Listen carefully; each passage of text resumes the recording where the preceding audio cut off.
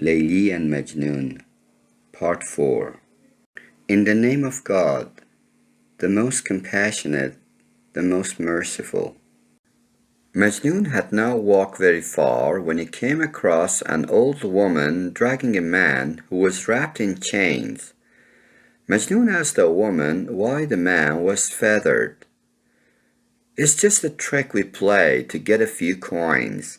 This is how we make a living. I take half of the money myself and give the other half to the man," she said. Majnun sadly said, "I must be chained instead of him. I'm the real mad one.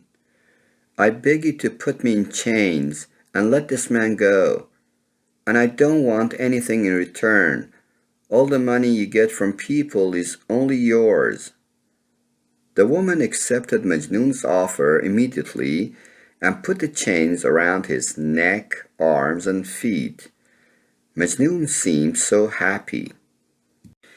He was singing songs for Leili all the time while he was being dragged to different tribes to collect some money. He looked really scary with all the chains all around him in ragged clothes. One day he was taken to Leili's tribe. He felt so ashamed of himself. After all, it was because of him that Nofel got into a battle with Leili's tribe. "If I did something wrong to you, I was punished for it 100 times. I beg you to forgive me," he whispered to himself repeatedly like a madman.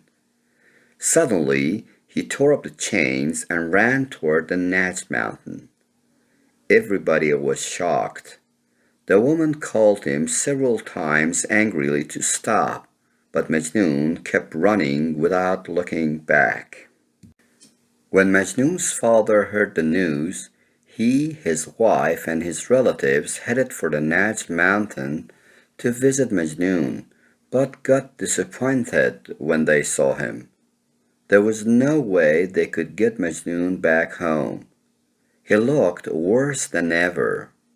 They left him alone in the mountain to live in peace. Majnun ran away from anyone who spoke to him about anything except Leili.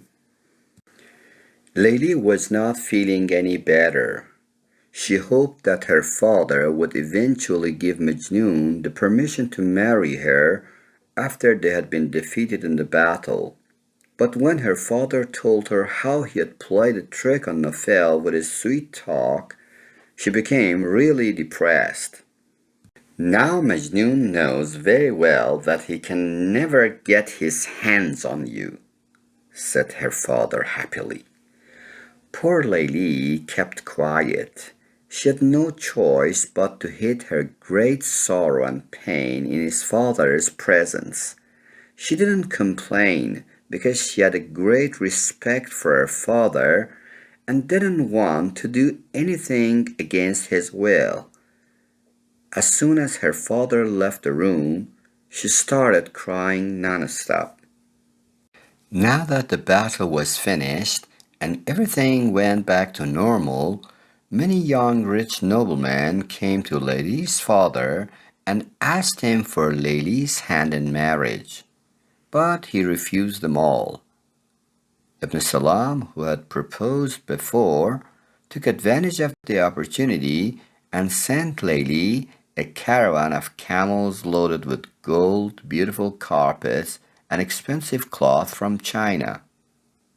The presents were brought with Ibn Salam's messenger, who knew how to do his job well. He told Leili's father what a real gentleman Ibn Salam was, besides being so rich. Leili's father, who had never seen anyone that generous, was really impressed. After a few days, Ibn Salam went to Leili's father in person and asked for Leili's hand once again. Leili's father accepted him as his son-in-law with pleasure at once.